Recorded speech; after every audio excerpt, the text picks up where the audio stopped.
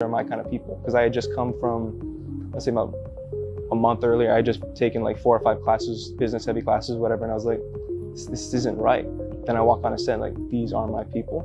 So I'm incredibly lucky to have that. But that day was rehearsal, and I had never done a rehearsal before.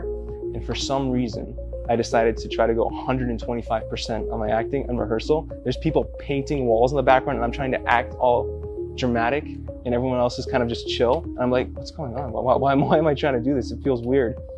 And I remember kind of crying a little bit on the way home, because I was like, was this all for nothing? Because all these people are fantastic and amazing, and yet it just didn't feel right when I was acting. And my thing was, yeah, I have to do my job. And within that short couple hours that I was there, I really kind of cared about these people and their grade. I wanted to make sure they got an A. So I kind of let go of all the stress and was like, okay, it doesn't matter. If it goes great, it goes great. If it doesn't, I just had an experience that not many people have. I went in there and I went to do my job, and they had me stand in the soundstage. It was a big, giant soundstage, one of the dark sound stages. And they were shooting different scenes. There was 4 other actors. They were shooting their scenes. I came in that day, and they had me like, oh, we're not going to shoot your scenes yet. Like 15 minutes. Go stand on the other side of go stand over there. So I was standing in the soundstage on the corner, dark corner. There's like a couple furniture. I was just kind of sitting on one of the old couches. 15 minutes turned into 3 hours. And I'm sitting on the dark side of the soundstage in a corner by myself, pacing, trying to stay in character for 3 hours, just walking around. And then eventually they came back. It was like 7:15. I was like, oh, we're not shooting your scenes today. And I'm standing there in the soundstage, and not only are they not shooting my scenes, they went over and they said, why aren't you in the green room? And I was like, no one told me there was a green room. I had never seen a green room before. I was like, no one told me there was a green room. And they was like, come on, we'll go to the green room. Went to the green room, 5 minutes. They were like, okay, it didn't work out. We're gonna shoot it tomorrow. So they was like, can you come back tomorrow morning? I was like, yes, I can come back tomorrow morning. So I went in, we went in, stayed in character as much as possible, and shot the thing in 15 minutes.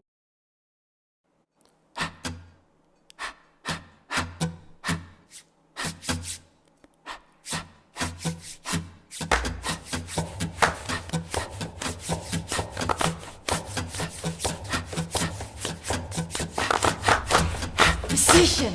I don't need any music. I don't need you either! Shut up! Let me out. Let me out! Let me out!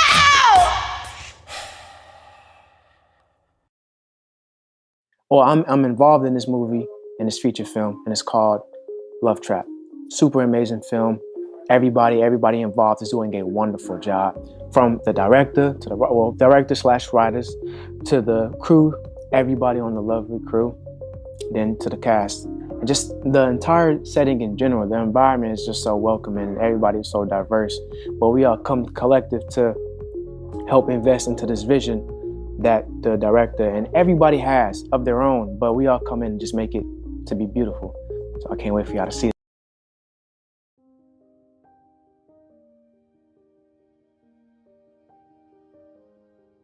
One of the stories that stick with me the most, really short, it's not gonna be a long story, is I cry every time I watch the end.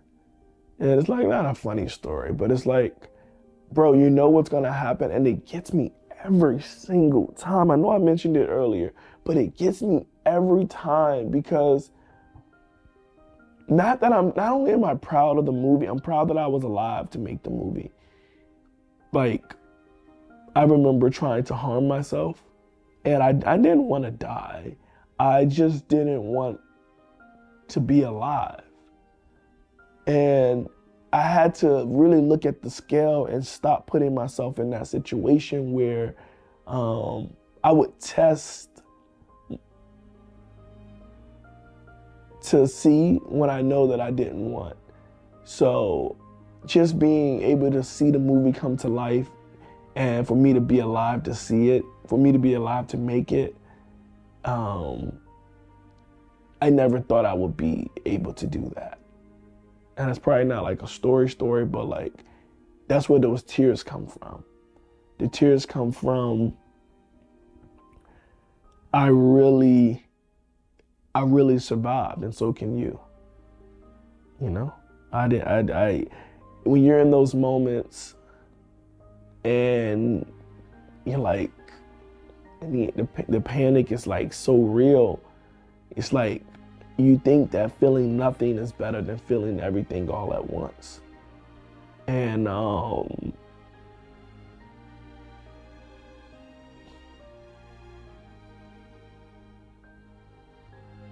it's like it's okay. You know what I'm saying? It's really okay to feel it, you know? And sometimes the feelings get overwhelming and you don't want to feel it. And it's like, it's okay to have grief.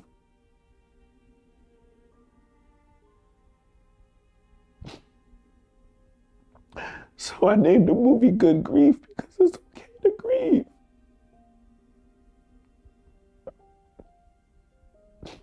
It's okay to hurt. It's okay to feel.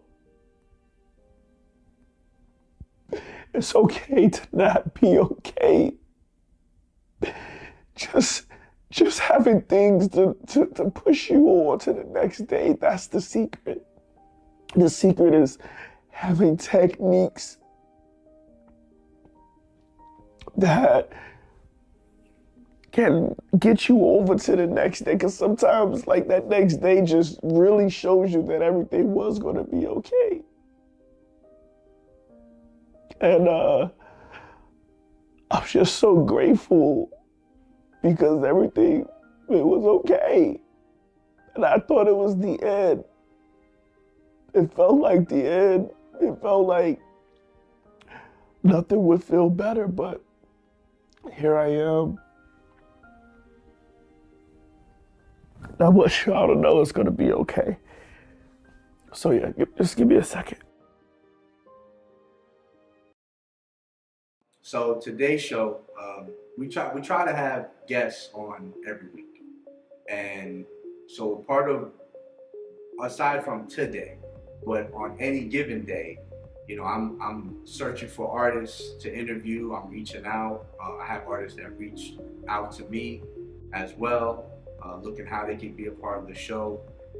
From there, it's, you know, promotion of their interview and all that legwork on top of my regular 9-to-5 grind. You know, I drive for a living, so I'm always out of town. I'm always going all the way up to Michigan, and in that whole day, really, it transpires into the whole week, really, because every from day to day, as I'm editing videos of these interviews, I'm posting them. Again, corresponding with different artists from everywhere, making sure I get them to send their music first. And half the artists that I don't even know, I have to listen to their music first. If I don't really like it that much, then I have to say to myself, you know, is it worth me interviewing someone that I'm not really feeling their music, or is it just me that's not really feeling it? And sometimes I'll send it to Fuego, be like, here, you know, check this out, tell me what you think. Or sometimes I'll say to myself, man, these guys got a ill following. Maybe it's just something I'm not up on yet. You know what I'm saying? So I have to just say, okay, I'm not rocking with it too much, but it is supportable, you know? And then from there, just try to connect everything. My day was cool for the most part. Let me see. I woke up this morning. Nah, I wouldn't say the morning. We woke up like 1 o'clock. It was like 1, 2 o'clock when we woke up, yeah. Lady said we had a long night though. You know, I got up, rolled up some good weed. You know, got blazed. Went in the car, got there and chilled out, listened to some beats. And then, you know, my homies got up. We all went back up to the hotel room. I told them we were about to hit up the mall and stuff. Go cop some fit, shoes. Hey, my name is Emmanuel Simms, and you're watching Rising Filmmakers.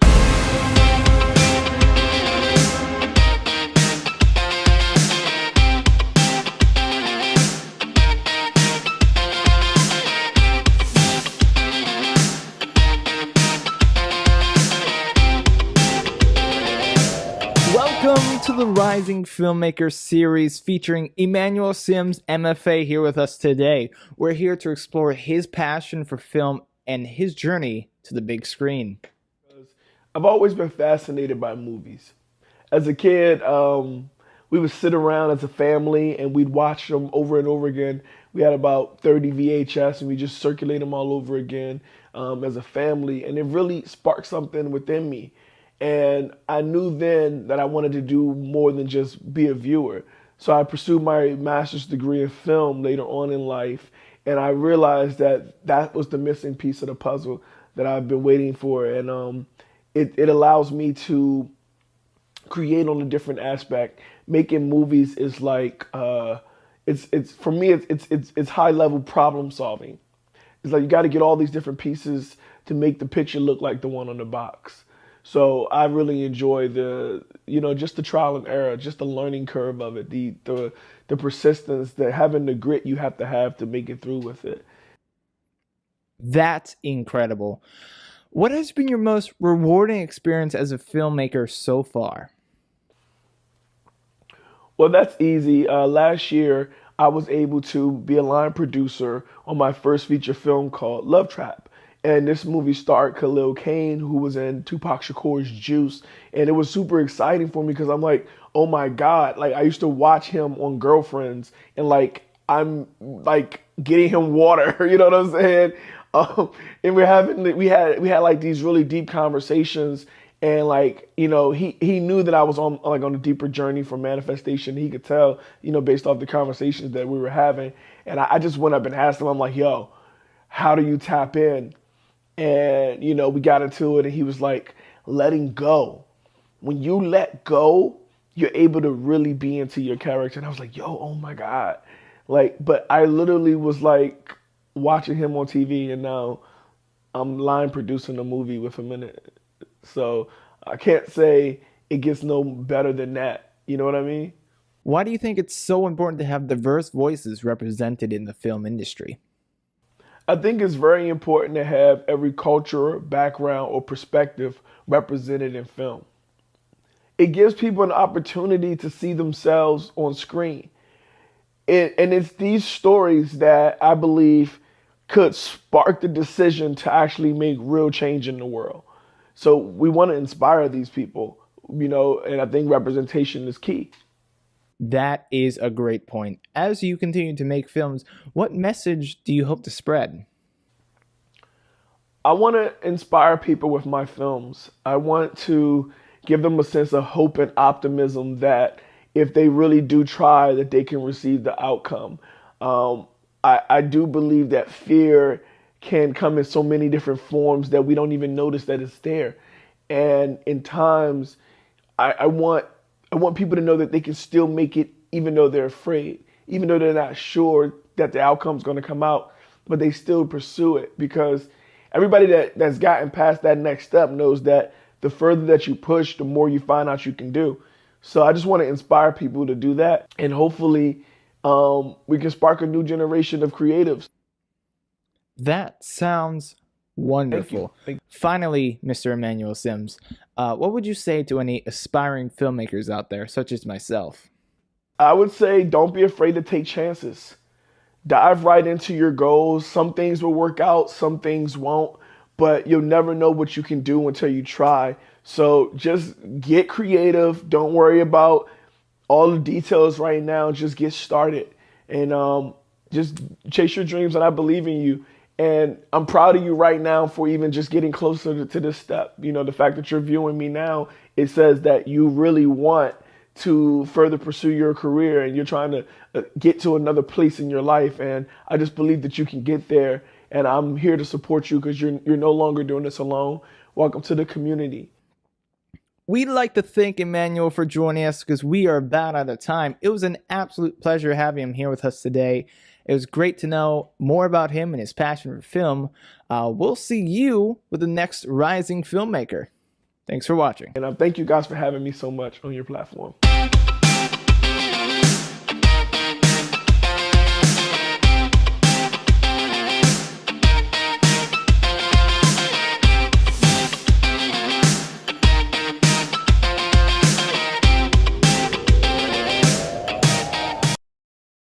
Today I watched a masterclass by Willie Paul Womack Green on his song with LMA Philosophy called Riverside. And I picked up quite a lot of important information on stuff like compression ratios, and learning how to mix low end. I have a lot of low end frequencies in my music, and for me, picking up on any sauce or valuable information that has to do with making your low end sound as clean as possible, that's always valuable for me. You know, a lot of rap music today, a lot of trap music, house, all the music that has a lot of heavy low end is very moving in a certain direction, but we don't see the mixes growing in quality a lot of the time, and that's something I want to take in when I do my music as a trap, rap, and reggaeton. I got into work, and then I put my new pair of shoes, because technically you're not allowed to wear outside scrubs inside, so I put on my second scrubs, and then I put on my second different shoes, and then my second something to cover your hair. And then I went inside and I worked in decontam today. It was so fun. One of my gloves broke and I had literally human fat and veins in my gloves. So it was like all over and it just spilled out of this instrument. And I was like, okay, that was really fun. So I ungown, I scrub everything with hot water, put on another PPE on, and then I had a lot of eye trays, a lot of heart trays, and I was by myself in decontam because I'm always working solo. Hello and welcome. My name is Emmanuel Simms, and I'm thrilled to have you here, a part of our Lights, Camera, Action film program. First and foremost, I would like to express my sincere gratitude for you choosing this course to embark on your film journey. Filmmaking is a powerful art form that allows you to tell stories, evoke emotions, and create lasting memories. And in this course, we'll dive deep into the world of film production, exploring everything from generating creative ideas to showcasing your finished film. Over the course of our time together, we'll discuss the fundamental aspect of filmmaking, including camera operation, lighting, sound, directing, and more. You'll gain practical knowledge and hands-on experiences that will allow you to bring your vision to life. I want to emphasize that this course is for any individual, all ages and background, who may have a passion for filmmaking.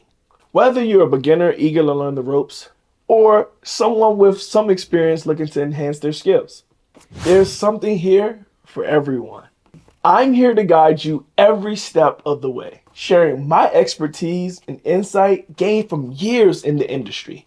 But it's not just about me teaching you. It's also about creating a supporting community where we all can learn and grow together. So get ready for an exciting experience filled with creativity, discovery, and the joy of filmmaking. By the end of this course, you'll have the confidence and knowledge you need to plan, produce, and showcase your film.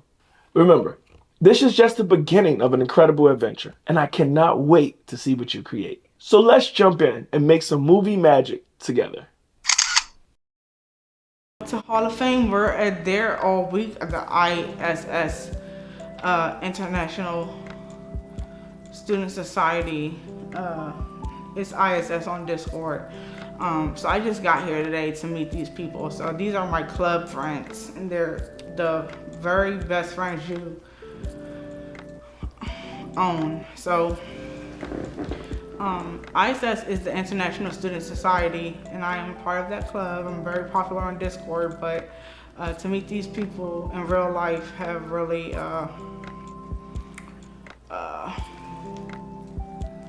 brought me a marvelous balance. It's like I'm a Rasta, I might grab some fish out the sea, but I'm a city boy, you know what I'm saying? I need Wi-Fi, you know what I mean? I'm an urban Rasta man. Urban, actually, people misconstrue the term and think that it means black. Urban actually means city.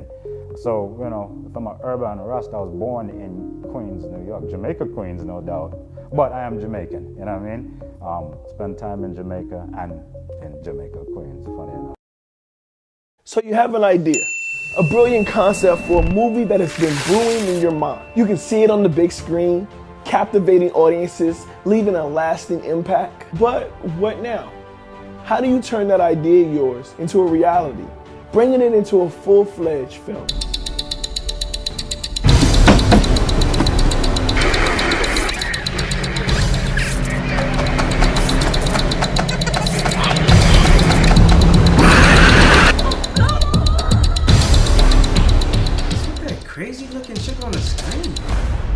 on that.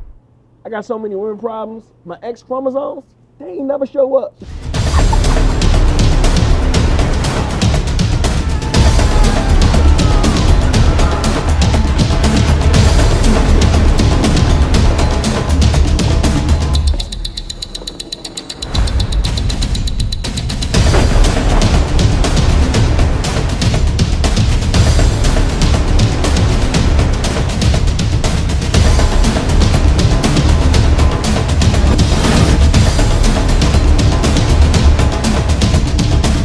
That's where we come in. We're a team of experienced producers who specialize in turning your ideas into reality. We take your vision and guide you every step of the way, from concept to the screen. And the best part, it won't cost you a dime to learn how we can turn your idea into a motion picture. Schedule your consultation today with our team of expert producers. We'll listen to your ideas, provide guidance on the entire movie-making process, and discuss how we can bring your vision to life. So don't let your movie get stuck living in your head. Take action now and schedule your free consultation with our team. My name is Emmanuel Simms, and I'm here to help you bring your movie to life into the big screen.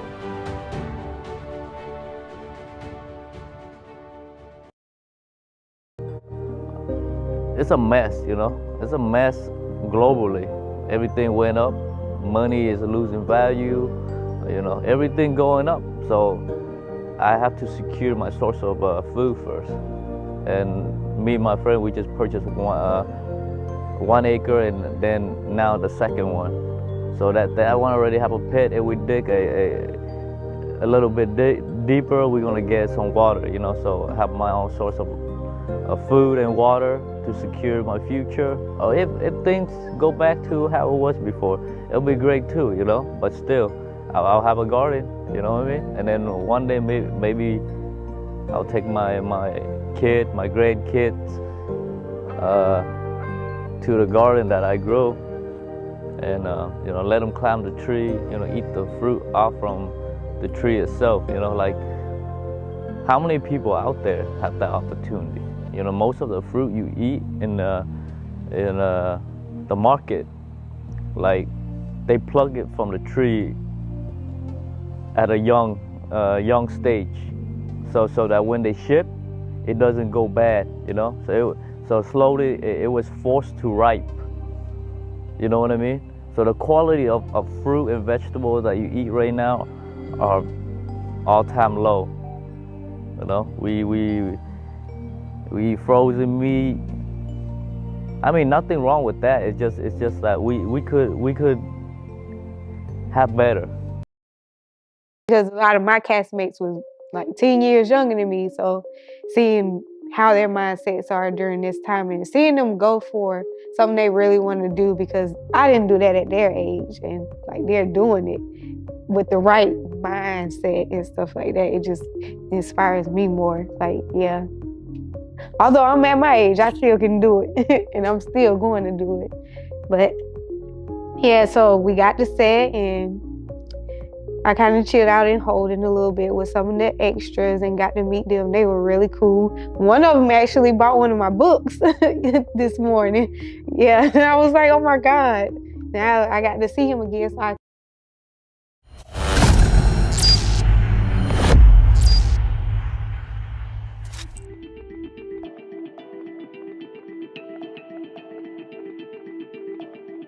I feel as though, number one, my purpose is to be a mom. That's first things first. But to also just touch everyone around me. So since a kid, my mom has instilled to just help. My purpose in life is I just add towards kingdom building. So I make people happy. Like, so that being said, it just makes it easy. I get up every morning and do what I do, and you know, people are happy. You know, I don't really get complaints, and you know, people are happy. No, I've been a Christian all my life, and grew up knowing that only what you do for Christ will last. I've helped friends come from Florida and brought them into my place. I've helped people build their businesses and brands and help style their brands and shoot their brands, photography and things like that. So I feel as though my purpose is to put my hand in each pie and kind of help everybody go along.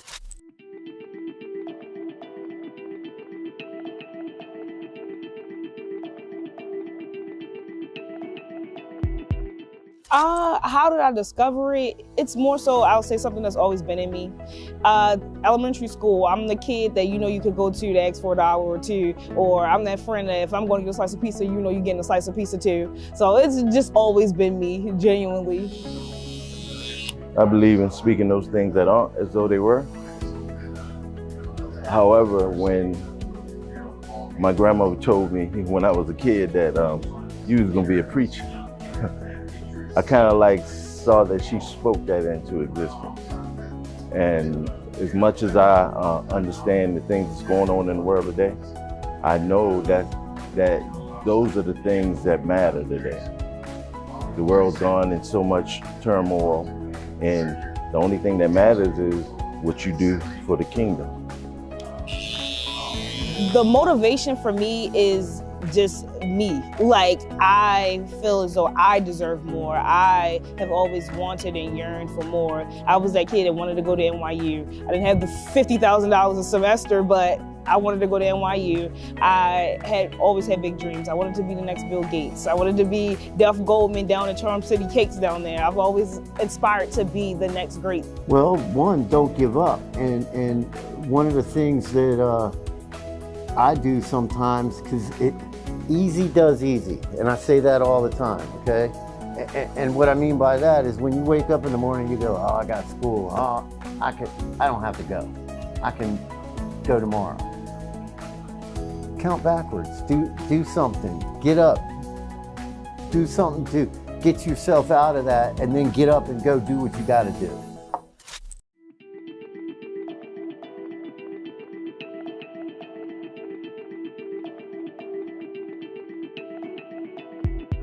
Absolutely. Yeah, absolutely. Like, I think one of the biggest ones that I had to overcome was myself. I'm my own worst critic.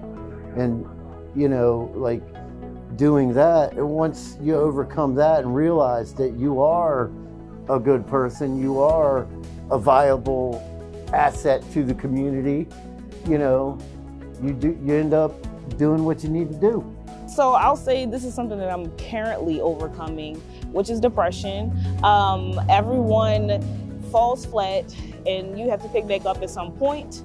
And right now, I just started to do things that made me happy again. So as simple as it seemed, I went and loaded up the Sims on my computer again. That was something that I did every single day as a teenager. I needed to make myself smile. I needed to feel like me again. I started to create more. So I actually have a sweater that I created sitting on my doorstep waiting for me right now. So just redoing those things that I know I'm supposed to be doing versus trying to figure out all of these other avenues when that's not working for me. Absolutely. You don't know my history, but ironically, I've been through so many challenges. I spent over 15 years in prison, came home and made a conscious decision that I was gonna walk, in the right way today. And ever since then, I've been blessed. I've been living the abundant life.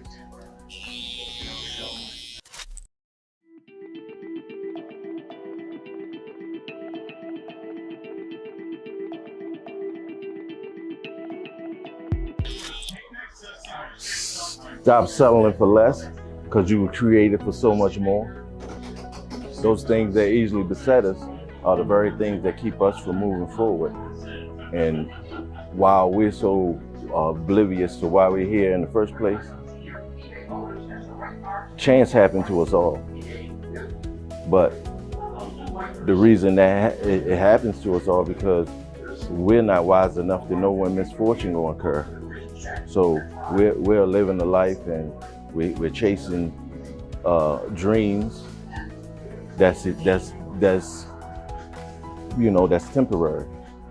But if you're chasing a dream that's eternal, because there's a higher place and you were created for more for a purpose living, a purpose-driven life have you reaching for things more than what's tangible, but supernatural things. We do what's required in the natural, but when we on a rise above circumstances and rise above things that easily beset us, we have to understand that we were created for so much more. And that's my mindset going forward. Regardless of where when I fall or when I get back up, because it's never about the fall, it's about the getting up. Because the just man falleth 7 times, but what makes him just is that he got sense enough to realize he can get back up and get back in line. This is for all of the smart kids in this world. Just because you know it doesn't mean you don't have to do it. That's where I went wrong. Every answer on the notebook, I knew it. Every answer on the test, I knew it, but because it wasn't challenging for me, because I didn't feel like I had to do it, I didn't do it. And that hindered my grades, of course. So you can go to your teacher and say, oh, can I make this up? But why didn't you just do it when you had the opportunity to? That's genuinely, just do it. Like, take every opportunity that you are given, because if you don't, you're gonna find yourself wishing, and wishing will not get you anything. Take the opportunities. I'm Jada. My name's Dave Cutlip. My name is James Cusack, and that is my why. And that is my why. That's my why. You can find me on all social media platforms at How Dope Is Jigga. Yeah, I gotta get my grandma put her on a soapbox a little bit, because she lived a beautiful life. 9 siblings, 5 children. She was Mary Kay elitist. I mean, that was she could sell Mary Kay to a man, overweight, middle-aged man. She would sell him Mary Kay. Like, she was that good. She just walked, her line was, oh, your skin looks so nice, what do you use? Bam, you're in there. As soon as you talk to her, it's a wrap. You're buying a whole package set. She even got the car and everything. You like the pink Cadillac? My grandmother got the pink Cadillac. She ended up not doing the Cadillac, she ended up doing a Grand Am, a red Grand Am instead of the pink Cadillac, but she still got a car from Mary Kay because she was that good. She was that top tier right there. So you don't think it's much, but she really, for being a woman from a different country, she's Jamaican, my family's Jamaican, that's my heritage, coming from Jamaica, being brought up by the Kennedys, which is actually interesting. She got up on the work program from the Kennedys. JFK had been shot already by that point, but the family still needed the help or whatever, so they brought her up to assist. She helped with the kids and things like that for a little bit on the work program. Next thing you know, she's in New York, and because socialization is a big thing. Remember to socialize. Remember to teach your kids to socialize. The antisocial thing is cute, but it's not going to help anyone in the long run. Teach them to be social in just about every environment, because she was able to socialize. Like I said, a little woman coming from Jamaica, a little immigrant woman, the way she was able to get a house, one of the first houses in Queens as a black immigrant.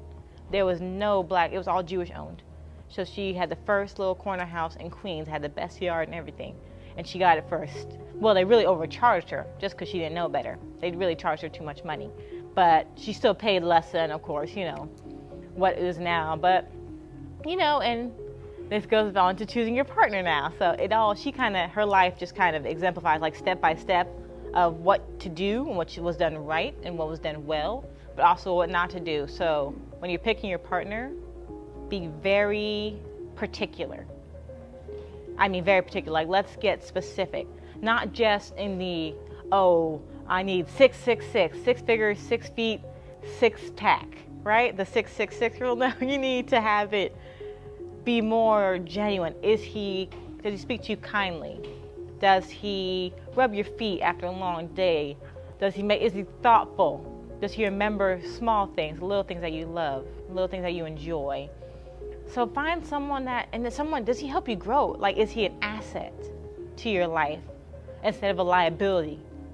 Make him be an asset, make her be an asset to your life. Help them, your life is already okay. Let them come in and just improve that life. They just build, you guys just work a partnership, and you just build together and grow together in a beautiful way, come together.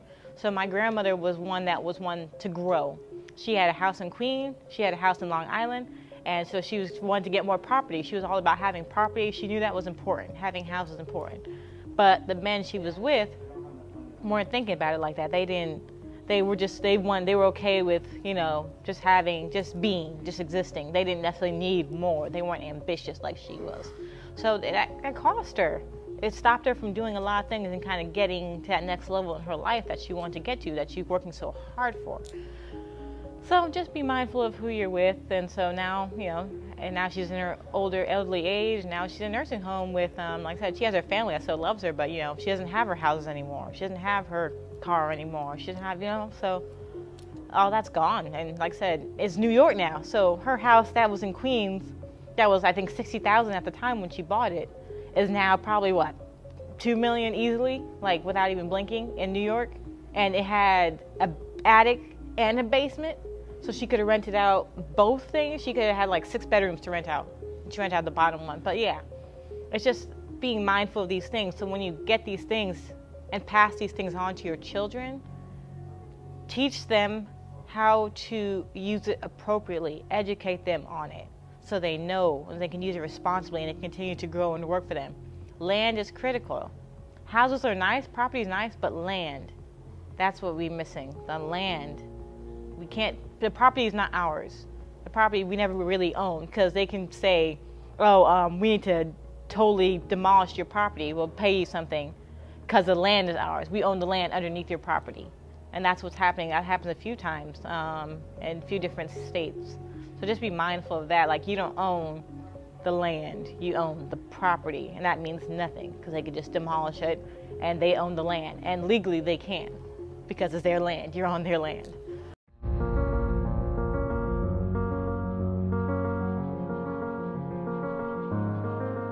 You have the white picket fence, palm trees slinging in the air, and clouds that are so close to the earth you can almost touch them. They just sit up there living their best life, bro. Clouds got the best job.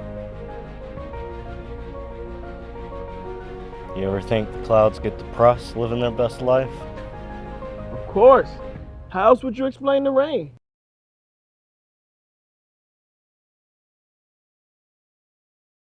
Well, congratulations, Tanisha. Thank you. This is an epic movement for not just teens, but women everywhere. Everywhere. First, we want to say welcome to That's Me Faith. Welcome to The Well. Welcome to God's Ordinary People Blog Talk Radio Show. We are so excited to have you and your wonderful husband, Minister, Pastor, Elder, Gosa with us, the king who hails the queen. Yes. And so we are so excited to have you. I know you had a long day. You are fabulous. Thank you so Your much. whole venue is amazing. You Thank guys you. should have been here. Yes. It's amazing. Thank you. Your books are gorgeous. Thank you. They are fabulous. Yes. Honey, when I say you put royalty out there to the world, you put it out there, right? So tell us a little bit about yourself. Sure. I said keep everything down in 1 minute, but okay. Yes. Okay. So, yes, I am Tanisha Gosa, and I am definitely married to my college sweetheart, Pastor Ciandre Gosa. I am a social worker. I am a motivational speaker. I am first of all, most of all, I'm a child of God. That's first and foremost. I'm an encourager, and now I am an author. This lady, she got it going on, right? Okay, so your journals are geared towards teens. What was the motivation behind that? So actually, I have one geared towards teens, and the other is geared towards women as a whole in general. Okay. And so what motivated me was that when I was given my first journal at 12 years old, and so and I still have it. Down through the years, I've been journaling, getting my thoughts out there, writing the vision and making it plain like the scripture says, and just putting down goals and aspirations. And I felt like now was the time, because of everything that we're experiencing in life as women, as people, you know, was a time for us to really sit down and be able to get out our thoughts, be able to really get out and write the vision and make it plain. And in working in the mental health capacity, journaling is like key. I encourage my clients all the time to journal because you're able to get out whatever you have in, you got to get it out somehow, some way. So why not put it down on paper? Well, there goes 2 questions on the list. Okay, so you've gotten here. Yes. What's next? Oh, what's next? This is big. Yes. This is epic. This is a movement. Yes. And what better time to do it when we're celebrating women? Yes, exactly. What's next for you, Tanisha? So I don't even know all that God has in store and what's next. I do want to get out and get into the community. I do want to get into the schools. And I do want to get into different women's groups to spread these journals. I don't know, a tour might be next. See, that's what I'm talking about. A whole tour. This is amazing. Yes. Can you imagine TD Jakes, Sarah Jakes now, giving you a call and saying, I've seen your journals. Wow. We want you to come. What's your response? When? I'm coming. I'm coming because I'm at a point in a season in my life where I'm just stepping out. I'm like Abraham. I'm just stepping out. I don't know where. I don't know how. Even the fact of being here in Delaware, how I got here was an Abraham experience because I didn't know anybody here. I didn't have, you know, any family here or anything. So I came out here for school by myself, and look what I've gained in the last 16 years. So I'm just remember what he did for me when I left from Jersey to come here. I'm remembering that even as I go forward in this next journey in my life. 2 inspirations. Who were 2 inspirations in your life?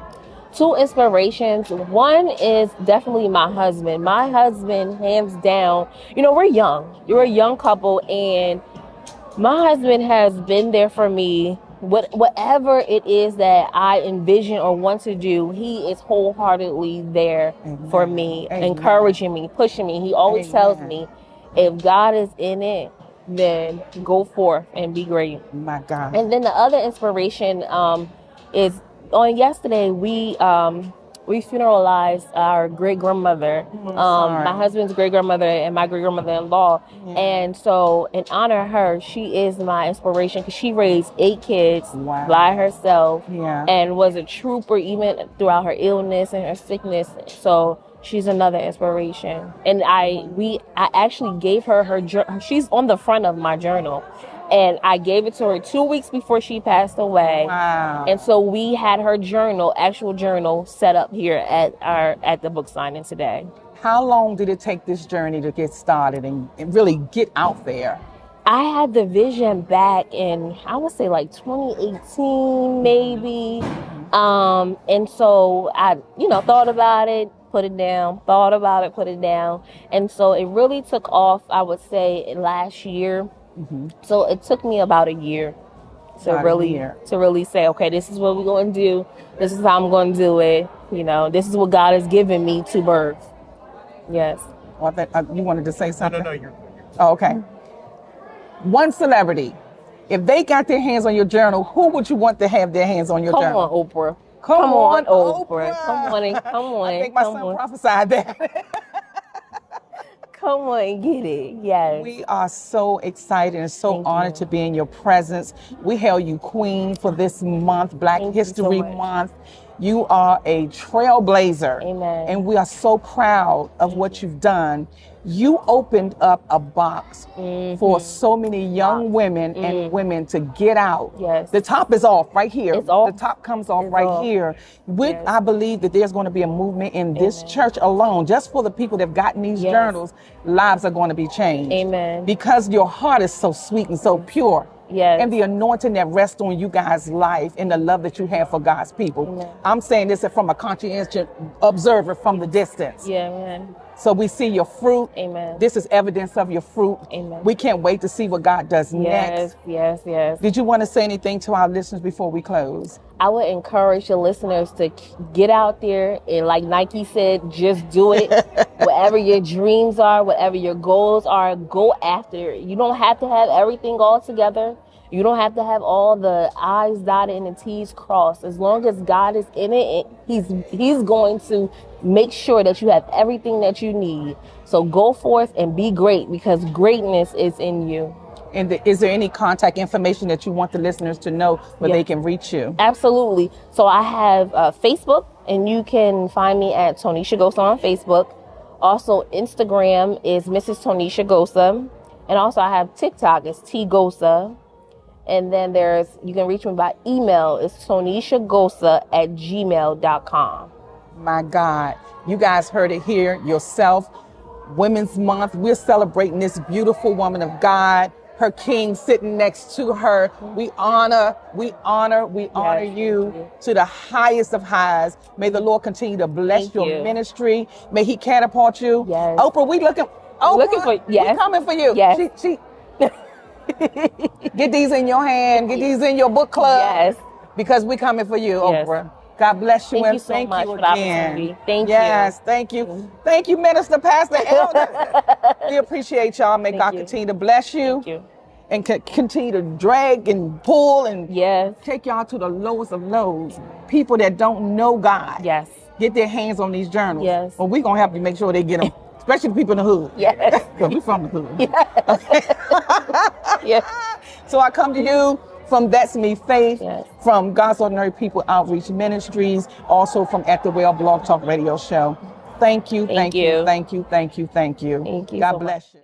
Hello and welcome to A Conversation with Emmanuel Simms, where we dive deep into film, mental health, and community activism. I am Emmanuel Simms. I am a director, a producer, and the founder of In Vivo Exposure, a production company that focuses on mental health in Black and Indigenous communities through film and television. Throughout this series, we'll be discussing intersections of mental health and the arts, exploring the power of storytelling to heal and inspire, and examining the ways of which we can use our platforms to affect positive change in our communities. As a mental health advocate and a creative, I believe that we all have the power to change the world around us. Through my work through film and television, I plan to shed light on the issues that we have in our communities and hope to inspire social justice and equality for all. So join me on this journey as we explore the power of storytelling to transform lives and make a difference in the world. Together, we can create a brighter and more inclusive future for us all.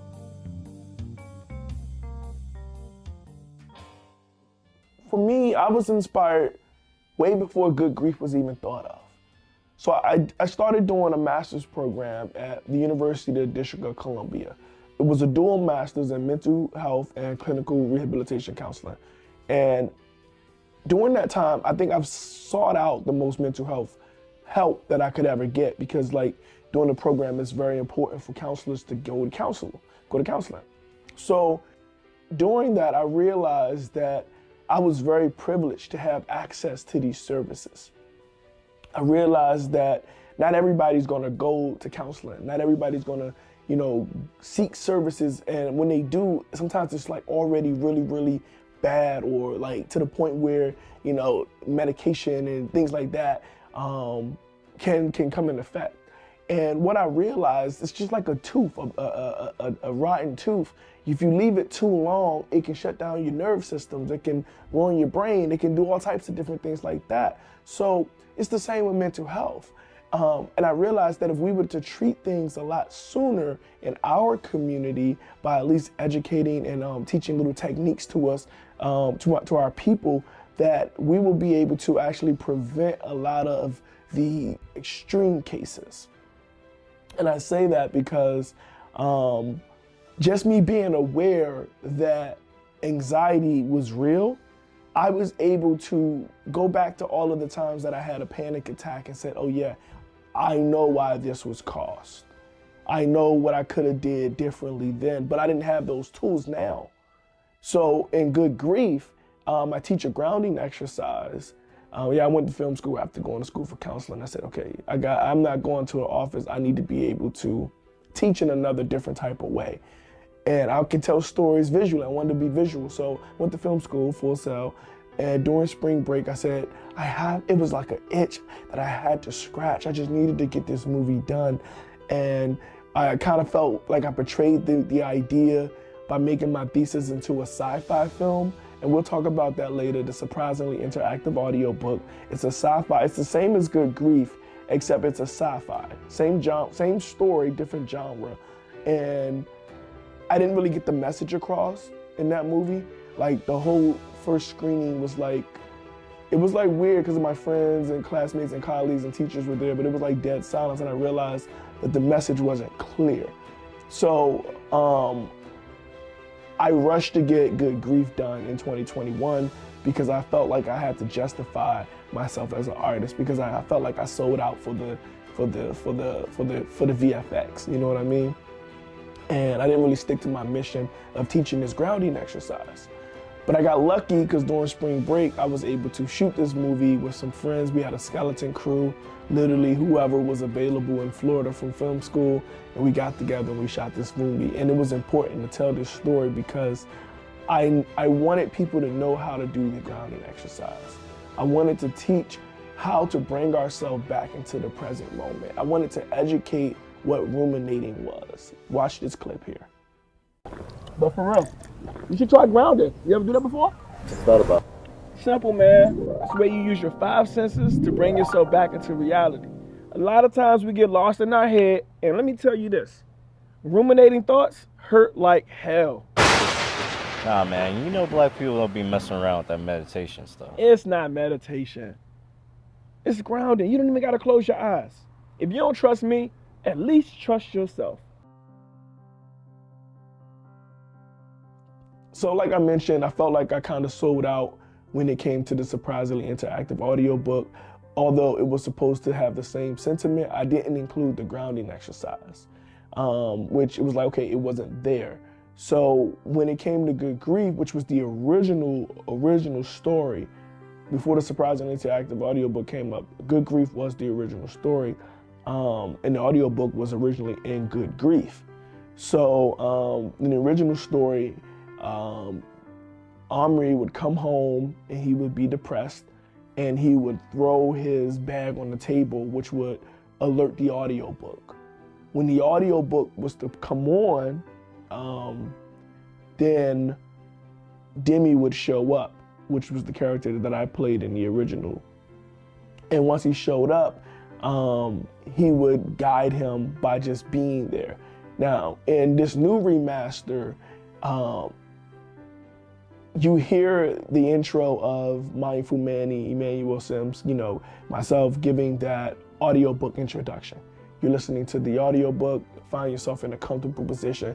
And in the first movie, we didn't kind of give that. It just showed him going through the ups and downs, the trauma of not having quality health insurance, which was giving him people who didn't really care or just looked at him as a number, rather than trying to, you know, be empathetic. They're like, hey, you know, we'll get some more out the cage next week. And he's like, you know, just he's already going through it, and it's like the people that's supposed to be helping him aren't helping. So it's like, I'm at the end, you know what I mean? And this is the true story based off my life. I was listening to audiobooks that saved my life. Shout out to Audible, let's do something. Because I was listening to audiobooks, and that's what was helping me dig my mind out of the rut. That on top of all the mental health learnings that I had, you know, 63 credits in a master's program, that I lost my mind at the end. I was seeking services. So when I say getting back into myself, getting back into my life, finding myself again, I really got to express how powerful the audiobooks was, but I kind of brought that vision back to life. That's what I wanted. And it's crazy how it worked out, because I have an Audible with my different books that are available on Amazon under Emmanuel Simms. You can get audiobooks there. But I also have a mindful meditation that you can listen to on Spotify and iTunes. Yeah, just look up Mindful Man Needs Mindful Meditation, and you can find that on Audible and Spotify. I'll put a link right here. So I use a little bit of that as, you know, sync my own stuff, of course. And I have the audiobook there. And there's this one part at the end of the movie, like, and I know it's my movie, but it gets me every time. I get to crying, I get to tears, because I can relate, right? I can relate to being, I can relate to Omri.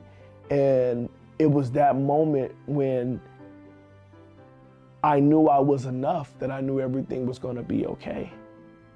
And I just wanted to tell a story that just showed how a man on the edge can overcome, you know, even if he just used the tools that he has. And also, like I said, in the movie, I'm giving out the tools of grounding. So that's still there, but I really just wanted to add that audiobook piece, that missing piece that I felt real guilty for not putting it in there.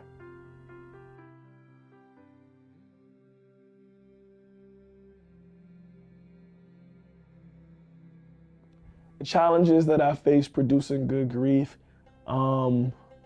besides the financial situation, of course, one of my friends from Florida gave me $300 and rented me an Airbnb. Besides all the students that were in film school at the time were on spring break, I had about 7, 8 amazing people come and help me bring the movie to life. My roommate played as Omri, John Blanks. We're roommates, and he lived across the hall. We fought daily sometimes, but we worked it out, and you know, we became friends, and we not like fought like physical, we roommate battle, like, you know, wash the dishes, like stuff like that. But you know, he helped me bring my vision to life, and it meant so much to me. Taylor, she helped me just get organized. It was just having my friends there made the lack thereof better. Connor McDaniel was my first AD, Tiffany, Juliet, Maisha, I really appreciated her. She was so supportive. Like, just having a team bring the dream together, like, no matter what the hurdles were, I wanted to rush it to have it ready for a premiere at the Enzium, and it didn't even get screened. So I did I have impulse issues sometimes, and I'm working on it, but it's like I want to get things done when I want to get them done. And sometimes it's like, slow down and like take your time, and you can provide quality. And that's what I wanted to do with this director's cut. I wanted to really not just settle for completion, but get my complete vision across. So yes, in Vivo Exposure, we're focused on helping artists heal, helping the community heal by teaching them to critically think. That's our mission. We want to assist our community heal by teaching them how to critically think, by educating them on giving them these tools, basically breaking down mental health into conversational pieces so that everybody can benefit from it. So we create social media content in the form of TikToks, dance videos that are uplifting and motivating, and just inspiring people to be themselves and go all out and be them. We have a Triggered series that we're working on and we're raising money for. So if you're interested in becoming an executive producer, we have, and it's just for this year. Next year the price is going to multiply by 10, but you can get in now at $1,000 as an executive producer. Make that donation as soon as you can. Link in bio. You can make a $500 donation for associate producer. You can make a $250 donation for assistant producer. And if you're not ready to make those big donations yet, you can become a special thanks donor, and that's $50. So what we're doing is we're raising monies to shoot these projects. We have a lot of the equipment already, so it's not gonna like cost us too much to get things done. And we have a very, very creative producer, myself. And yes, I know how to budget well. I don't budget to make money. I budget to put money in the film. And I know you're like, well, why is the movie gonna miss? My mission is to assist my community heal by teaching them to critically think. So if you can get with the mission and you can get with what I'm trying to do, let's work together. Let's help me help the community. I just know simple as that. Like, some projects will make money, but majority of them is just educational content so that we can heal our community. And I think it's well needed, and I need your help because I can't do it without you.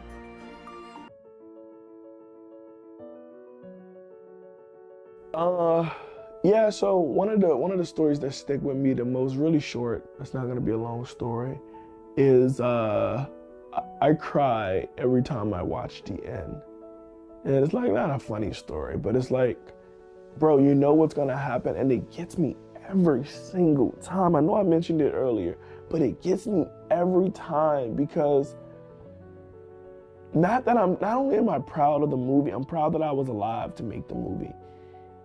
Like, I remember trying to harm myself, and I didn't want to die.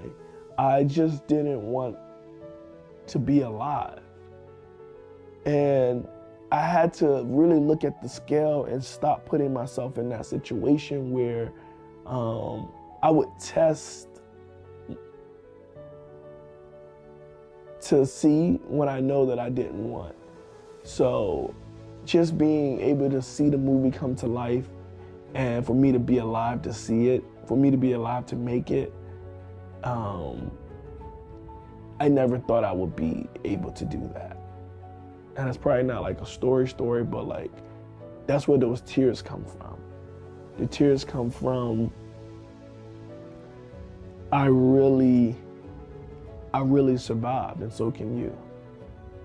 You know, when you're in those moments and you're like, I mean, the panic is like so real. It's like you think that feeling nothing is better than feeling everything all at once. And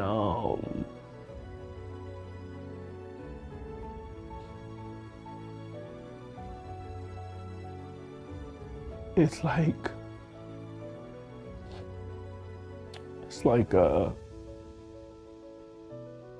it's okay. You know what I'm saying?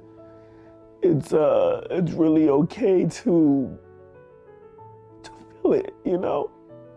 And sometimes the feelings get overwhelming and you don't want to feel it. And it's like, it's okay to have grief.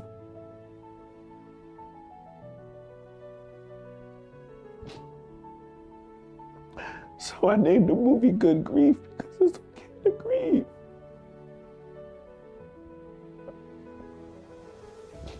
It's okay to hurt. It's okay to feel.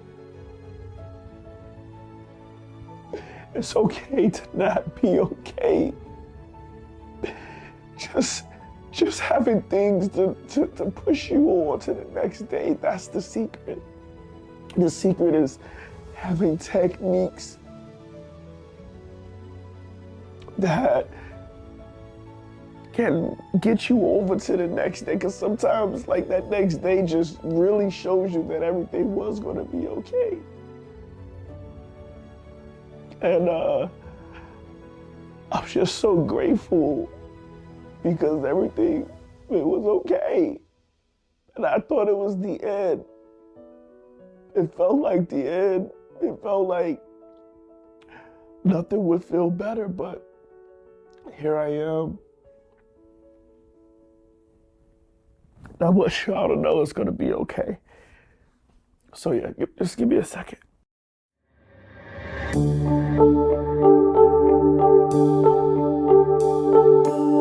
That's a way to bring it back. Okay, good shift. Whoever's producing this is doing a really good job. I'd have to say that when I got to live in China, I really learned about innovation. When there's limits, there's innovation. And I think that's very powerful because in the film, there's always limits, but then, right, there's innovation, right? So when I was in China, I learned that there was a limit on cars. So one of the innovative things that I noticed that people would put motors on their shopping carts so that they can still get around and things like that.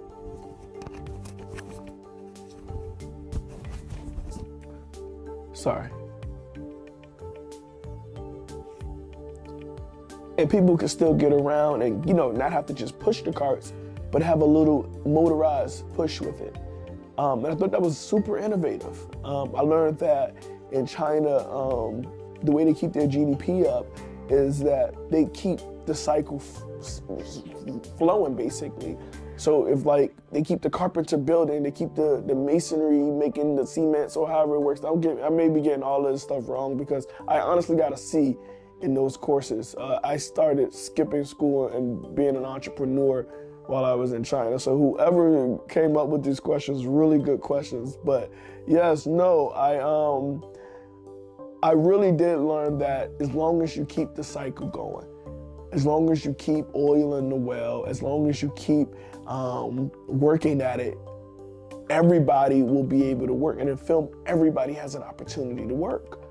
From pre-production, from idea to post-production and screening and wherever you go with your film, there's an opportunity for everybody in every skill, from sign language to artists who draw paper, to people who do paper mache, to people who style rooms, to people who make music, to people who just, play music. There's so many opportunities for everybody in the industry to work together from every form of art and create this masterpiece. And the more that you work with, the more that you can add and invest into this creative piece. So that's what I learned when I was in China. It's when there's limitations, just get innovative. When there's limitations, make innovations. I'm trying to make something round, but whatever. But it's just keep working, keep redoing, keep the cycle going. And when there's limitations, have innovations. And that's how my Chinese history and economics play into my film and directing, because I'm innovative. It's gonna work out. That's a good twist after the twist. Thank you, guys.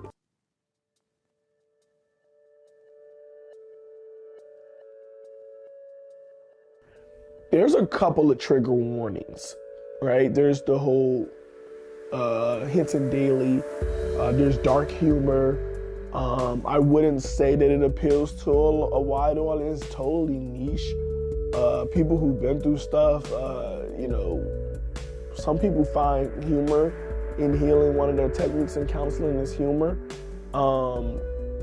It's not like a technique, but it's like a skill that you can add in a session to make the session go well. It's you don't got beating a stick up the butt. You can actually laugh and joke with your clients, and y'all can build rapport and help them get through what they're going through. So there's a lot of dark humor. There's a lot of edgy humor. I wouldn't say that I made it relatable to all audiences, but if you've ever been through something and you've ever been on that edge, I made it for you. And it's gonna be okay. And I love you. So when I first released it, I did get a lot of good feedback. Now there was a lot of, from my film students and film people, there was a lot of, hey man, you could've did this a little bit better. I'm like, yeah, it's a good movie, yeah, it could be done better, but how do I make it better? And I needed money. So thank you guys to all my donors. First of all, I want to say thank you to all my executive producers. Thank you to all my associate producers. Thank you to all my assistant producers. Thank you to all my special thanks guys. Thank you guys for sending me cash apps, Zelle, demos. Thank you everybody who donated to this slate through GoFundMe or bought popcorn.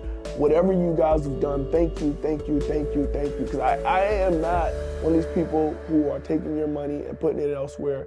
I am putting it straight into the films.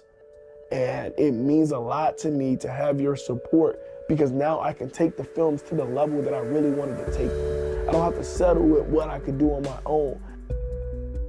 I'm a father, I have children, and it's hard. And I appreciate you guys for making it less hard.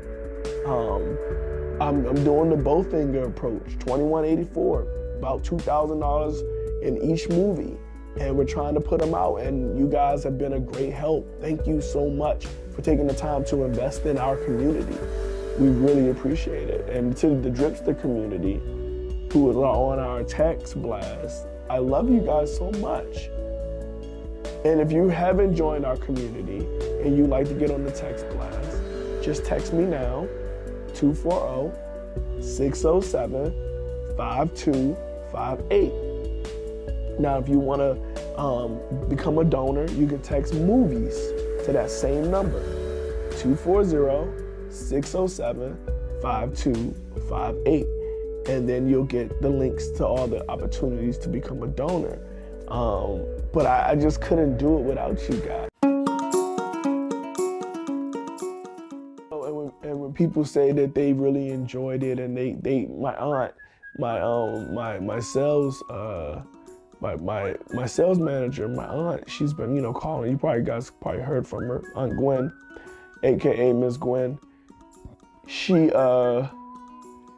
said she was going through some things when she watched it, but it helped her come to light. And it's like she tell me that every time we talk. I'm like, what is she saying? And she's giving me that feedback. She's saying that it did work, and that's proof. And that's the conversations that are being had, is that just give it a shot, and maybe something in you could be also lit. Absolutely.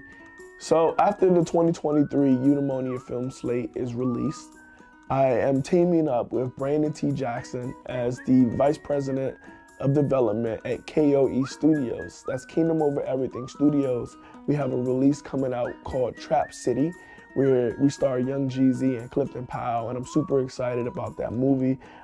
It's gonna be airing really, really soon. We've been developing movies like Detroit City Cop and Fighting Back, which are gonna both star Brandon T. Jackson and a bunch of different characters.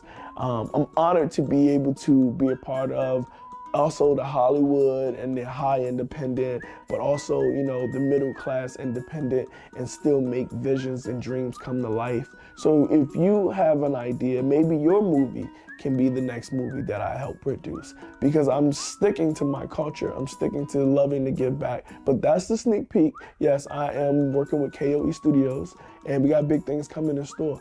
But if you have a movie and you have a story that you want to tell, shoot me a text, 240-607-5258, and maybe I can bring your vision to life.